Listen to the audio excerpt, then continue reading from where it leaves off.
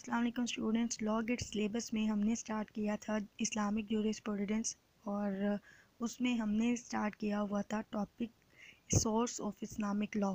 ठीक है जी, तो कुरान पाक as a source of Islamic law हमने कंप्लीट कर लिया था और आज का जो हमारा टॉपिक है वो है Sunnah as a source of Islamic law. अगर स्पेसिफ़िकली इस टॉपिक को लेके बात की जाए तो ये काफ़ी वास्ट टॉपिक है, इसमें बहुत कुछ आ जाता है कवर करने वाला, लेकिन क्योंकि हम 10 नंबर के लिए करेंगे इसे तो हमने इतनी डिटेल में नहीं जाना।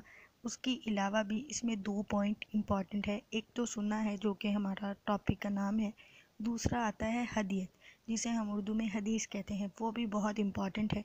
अब यकीनन आप सब ये सोच रहे होंगे कि टॉपिक हमारा सुन्ना है और ऐड इसमें मैंने हदीयत भी किया है, तो उसकी रीज़न ये है कि ये जो दोनों टॉपिक्स हैं ये एक दूसरे के साथ इंटरलिंक है और जो आपका एग्ज़ामिनर है वो इन दोनों टॉपिक्स को अलग अलग नहीं कंसीडर करता, बल्कि वो इन दोनों टॉपिक्स को एक ही टॉपिक कंसीडर करता है। तो इसलिए ये ज़रूरी है कि हम हदीयत और सुन्नत को ना सिर्फ एक साथ कवर करें बल्कि इनके डिफरेंस को भी समझें, ताकि अगर इन दोनों में से कोई क्वेश्चन स्पेसिफिकली आ जाता है तो हमें उसका अंदाज़ा हो, हमें वो आता हो। तो लेक्चर स्टार्ट करते हैं। सबसे पहले मैं बात करूँगी सुन्नत पे, उसके बाद मैं हदीयत पे बात करूँगी और फिर एंड पे हम इन दोनों का डिफरेंस देखेंगे कि सुन्नत और हदीयत में क्या फ़र्क है। सुन्ना वर्ड डेरिवेशन। सुन्ना वर्ड लिया गया है टर्म सुन से, जिसका मतलब है क्लैरिटी, स्ट्रेटनेस। प्राइमरी सोर्स को लेके एक कन्फ्यूजन होती है अक्सर स्टूडेंट्स को, और मैं वो स्टार्ट में ही क्लियर कर देती हूँ। वो ये होती है कि जब क्वेश्चन आता है what is primary source of Islamic law और हमें ऑप्शन दिए गए होते हैं कुरान पाक और सुन्नत, तो बच्चे यहाँ पे कंफ्यूज होते हैं क्योंकि जो इस्लामिक लॉ के फर्स्ट सोर्स हैं उनमें कुरान और सुन्नत दोनों आते हैं।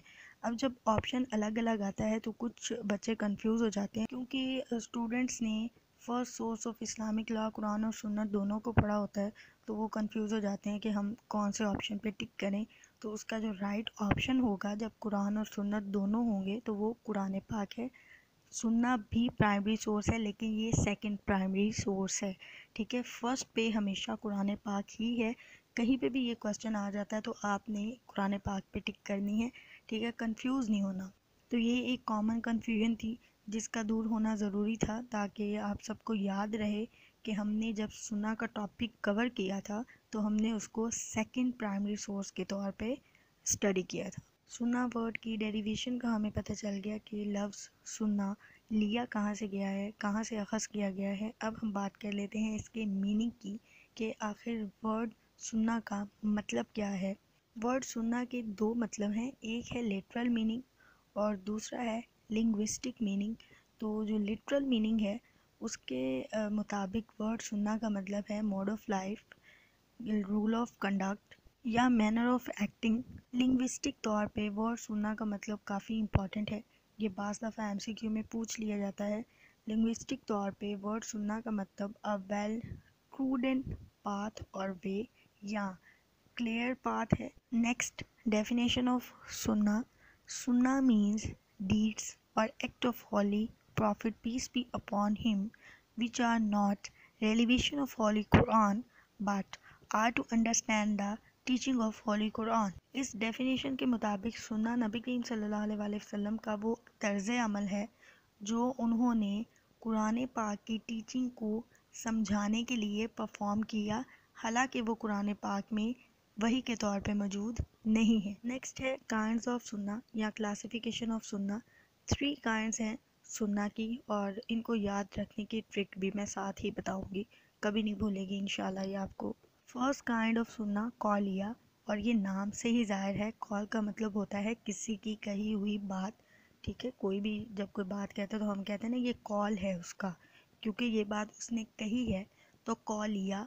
और इट्स मीन कि नबी करीम सल्लल्लाहु अलैहि वसल्लम की कही हुई स्टेटमेंट्स या साइंग जो हैं वो कौलिया सुन्ना कहलाती हैं। सेकंड काइंड है जी फ़ालिया।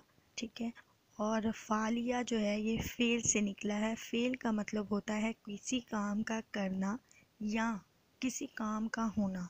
तो ये जो सुन्नत की काइंड है इसमें नबी करीम सल्लल्लाहु अलैहि वसल्लम की all daily life performance acts और कंडक्ट्स जो हैं वो आ जाएंगे। तो अगर ये सवाल आ जाए कि ऐसी सुन्ना को क्या कहते हैं जिसमें नबी करीम सल्लल्लाहु अलैहि वसल्लम की डेली लाइफ के परफॉर्मेंस या कंडक्ट आ जाते हैं, तो फेल से याद रखना है कि उसे फालिया कहते हैं। नेक्स्ट है लास्ट एंड थर्ड काइंड तकर्रा, और इसमें वो एक्ट आते हैं जो किसी दूसरे सहाबी ने या किसी दूसरे लोगों ने नबी करीम सल्लल्लाहु अलैहि वसल्लम के सामने परफॉर्म किए और आप सल्लल्लाहु अलैहि वसल्लम ने उन एक्ट पे या उन परफॉर्मेंस पे ना तो नापसंदगी का इजहार किया, ना ही पसंदगी का इजहार किया, बल्कि खामोशी इख्तियार की।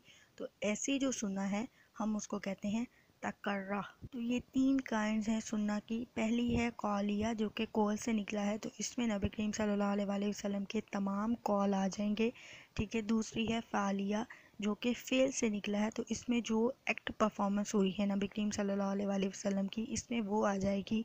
और जो तीसरी है वो है तकर्रा, और ये इन दोनों के अलावा है। इसमें नबी करीम सल्लल्लाहु अलैहि वसल्लम ने तो कुछ भी परफॉर्म नहीं किया, लेकिन उनके सामने अगर कोई परफॉर्मेंस हुई है किसी भी एक्ट की या किसी भी वर्ड की, तो उन्होंने खामोशी इख्तियार की है, तो उसे हम कहते हैं सुन्नाए तकर्रा। नेक्स्ट है फंक्शन ऑफ सुन्ना, और सुन्ना की 3 फंक्शंस हैं। First interpretative function, second supplementary function और थर्ड डेरिवेटिव फंक्शंस। इन 3 फंक्शंस के अलावा भी सुन्ना के काफ़ी फंक्शंस हैं, लेकिन हमने क्योंकि बेसिक फंक्शन करने हैं और वही इम्पॉर्टेंट हैं, इसलिए ये जो 3 बेसिक फंक्शंस हैं हम यही करने वाले हैं। इंटरप्रिटेटिव फंक्शन का मतलब ये है कि जो कुरान पाक की ओरिजिनल लैंग्वेज है, यानी कि जो उसका टेक्स्ट है, उसको इंटरप्रिटेट करके उसकी तशरीह करके कुछ नए नज़ायर को कायम करना। फॉर एग्ज़ाम्पल कुरान पाक में सूरत निसा हमें वसीयत के बारे में बताती है, लेकिन हमें उसकी अमाउंट नहीं बताती। तो वो जो अमाउंट स्पेसिफ़िक की है वो नबी करीम सल्लल्लाहु अलैहि वसल्लम ने की कि 1/3 जो है आपकी वसीयत होनी चाहिए। कोई भी शख्स अगर वसीयत करना चाहता तो 1/3 प्रॉपर्टी की करेगा।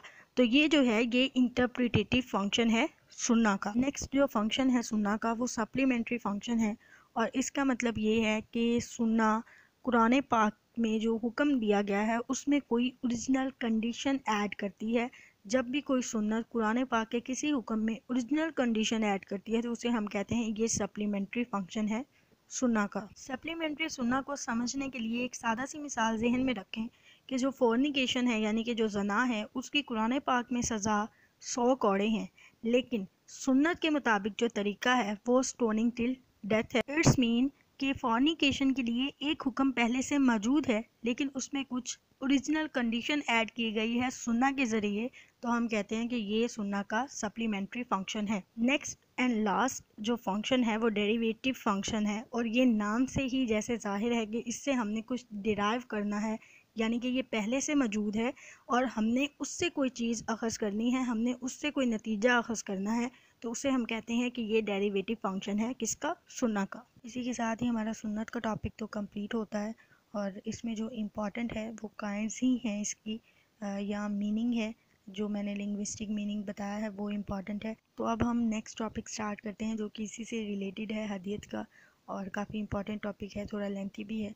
जल्दी से उसको देख लेते हैं, और साथ साथ मैं आपको हदीयत और सुन्नत का डिफरेंस भी बताती जाऊंगी। हदीयत स्टार्ट करने से पहले हम सुन्नत और हदीस का जो डिफरेंस है उसे देख लेते हैं। सुन्नत एक्ट है नबी करीम सल्लल्लाहु अलैहि वसल्लम का जो उन्होंने परफॉर्म किया। हदीस सेइंग है नबी करीम सल्लल्लाहु अलैहि वसल्लम की जो उन्होंने कहा। सुन्नत को हम हदीस में ढूंढ सकते हैं, यानी कि हमें हदीस में सुन्नत मिल सकती है नबी करीम सल्लल्लाहु अलैहि वसल्लम की, लेकिन सुन्नत में हदीस मिले ऐसा कोई लाजमी रूल नहीं है। सुन्नत और हदीयत एक दूसरे की कॉन्ट्राडिक्ट हो सकती हैं, एक दूसरे के मुतसादिम हो सकती हैं। अब हम बात करते हैं हदीयत की। सबसे पहले ओरिजिन ऑफ द वर्ड है। जो हदीयत का वर्ड है वो निकला है तहदस से, और इसका जो मीनिंग है, लिटरल मीनिंग, उसका मतलब है टू इन्फॉर्म। पार्ट्स ऑफ हदीयत, हदीयत के 2 पार्ट्स होते हैं। पहला होता है सनद, जिसका मतलब फाउंडेशन है या चेन ऑफ नरेशन है, और दूसरा होता है जी मतन। मतन का मतलब है टेक्स्ट या कंटेंट ऑफ हदीयत। हदीस की 2 काइंड्स हैं। पहली हदीस नबवी है, नाम से ही जाहिर है कि इसमें नबी करीम सल्लल्लाहु अलैहि वसल्लम के अल्फाज हैं, और दूसरी है हदीस कुदसी। इसमें वर्ड्स ऑफ अल्लाह यानी कि अल्लाह के अल्फाज शामिल होते हैं, तो हम कहते हैं ये हदीस से कुदसी है। अगर किसी हदीस की हमने रिलायबिलिटी चेक करनी हो, हमने ये देखना हो ये ऑथेंटिक है कि नहीं है, तो उसकी 4 कैटेगरीज हैं। सबसे पहली है सही हदीयत, दूसरी है हसन हदीयत, तीसरी है ज़ईफ़ हदीयत और चौथी है मदू हदीयत। इन सब के अलावा नरेशन की बेस पे भी हदीयत की कुछ काइंड्स हैं, जिनमें पहली मतवातिर आती है। ये जो है ये नबी करीम सल्लल्लाहु अलैहि वसल्लम की जो साथी हैं उनसे सुनी गई होती है। दूसरी मारूफ़ है जो कि डायरेक्टली सुनी होती है नबी करीम सल्लल्लाहु अलैहि वसल्लम के साथियों ने, तो उसे हम कहते हैं कि ये मारूफ़ हदीस है। और जो तीसरी है वो माकूफ़ है, यानी कि नबी करीम सल्लल्लाहु अलैहि वसल्लम के जो डायरेक्ट वर्ड्स हैं उसे हम कहते हैं कि ये माकूफ़ हदीस है। मकतू फोर्थ एंड लास्ट काइंड है। इट्स मीन कि ऐसी हदीस जो नबी करीम सल्लल्लाहु अलैहि वसल्लम के साथियों ने अपने अल्फाज में बयान की, यानी कि उन्होंने नबी करीम सल्लल्लाहु अलैहि वसल्लम से सुनी और फिर अपने ही वर्ड्स में बयान की, उसे हम कहते हैं मकतू हदीस। बुक्स ऑफ हदीयत की भी 2 काइंड्स हैं। एक वो है जो नबी करीम सल्लल्लाहु अलैहि वसल्लम के दौर में लिखी गई और एक वो है जो उनके बाद के दौर में लिखी गई। जो नबी करीम सल्लल्लाहु अलैहि वसल्लम के दौर में लिखी गई उनमें सहीफ़ा सादिका और मसनद अबू हुरैरा जो है ये इम्पॉर्टेंट बुक्स हैं। सहीफ़ा सादिका के जो राइटर हैं वो हज़रत अब्दुल्ला बिन अमर हैं। इसके अलावा हदीस की एक बहुत ऑथेंटिक बुक इमाम मालिक की अल मुवत्ता है, जिसमें 1720 अहादीस हैं और ये बहुत इंपॉर्टेंट MCQ है। अब हम बात कर लेते हैं उन बुक्स की जो दौरे नबवी के बाद लिखी गई। वो 6 ऑथेंटिक बुक्स हैं। हदीस की इन बुक्स के नाम इनके राइटर्स के नाम के साथ याद कर लें, क्योंकि कभी कभी ये आ जाता है। जिसमें मोस्ट इम्पॉर्टेंट जो है वो सही बुखारी है, जो कि इमाम बुखारी ने लिखी है। उसके बाद सही मुस्लिम है, जो कि मुस्लिम बिन अल हज्जाज ने लिखी है। उसके बाद आती है जी सही नसाई, जो कि अल नसाई ने लिखी है। सने अबू दाऊद, जो कि अबू दाऊद ने लिखी है। सने तरमीज़ी, इमाम तरमीज़ी ने लिखी है। बुक सने माजा, इब्ने माजा ने लिखी है। और इन सब बुक्स में मैं पहले ही बता चुकी हूँ कि जो सही बुखारी है वो मोस्ट इम्पॉर्टेंट है। और जैसे ही ये बुक इम्पॉर्टेंट है वैसे ही इनके ऑथर का नाम भी बहुत इम्पॉर्टेंट है। कभी कभी ऑथर का मुकम्मल नाम पूछ लिया जाता है। जो ऑथर हैं उनका मुकम्मल नाम है अबू अब्दुल्ला मोहम्मद बिन इस्माइल अल बुखारी। ठीक है, तो ये याद रखना है। इसके अलावा ये पूछा जा सकता है कि जो सही बुखारी है उसमें हदीस की टोटल तादाद कितनी है। ठीक है, तो वो जो टोटल तादाद है वो है 7563, यानी कि 7563। और कभी कभी ये सिर्फ 7000 का ही ऑप्शन दिया होता है। तो अगर इतना लेंथी ना हो, सिर्फ 7000 का ऑप्शन हो, तो वो बिल्कुल ठीक होगा, उस पे आपने टिक करना है। हदीस को कलेक्ट करने के लिए इमाम मालिक ने एक कम्युनिटी बनाई थी जिसे कहा गया था अहले हदीस कम्युनिटी। तो ये क्वेश्चन पूछा जा सकता है कि हदीस को कलेक्ट करने के लिए कम्युनिटी किसने बनाई थी या उस कम्युनिटी का नाम क्या था। तो ये आपने जो है कंसीडरेशन में रखना है। इसके अलावा हदीस की एक किताब जिसे हम अराबईन कहते हैं, अराबईन का मतलब है 40 और उसमें 40 हदीस हैं। तो कभी कभी ये क्वेश्चन पूछ लिया जाता है कि अराबईन बुक में कितनी हदीस हैं। तो अराबईन लफ्ज़ से याद रखना है 40 हदीस हैं। ये था आज का हमारा लेक्चर। थोड़ा लेंथी है वो इसलिए क्योंकि 2 टॉपिक्स को हमने एक ही लेक्चर में कवर किया है। दोनों एक दूसरे के साथ इंटर रिलेटेड हैं और दोनों में से 1 या 2 क्वेश्चन पूछे जा सकते हैं। तो अगर आप सिर्फ ये लेक्चर ही ध्यान से सुन लेते हैं तो इसमें से कोई भी क्वेश्चन आ जाएगा, तो मुझे पूरी उम्मीद है आपका वो सॉल्व हो जाएगा। और उम्मीद करती हूँ आपको इस लेक्चर की समझ आई हो।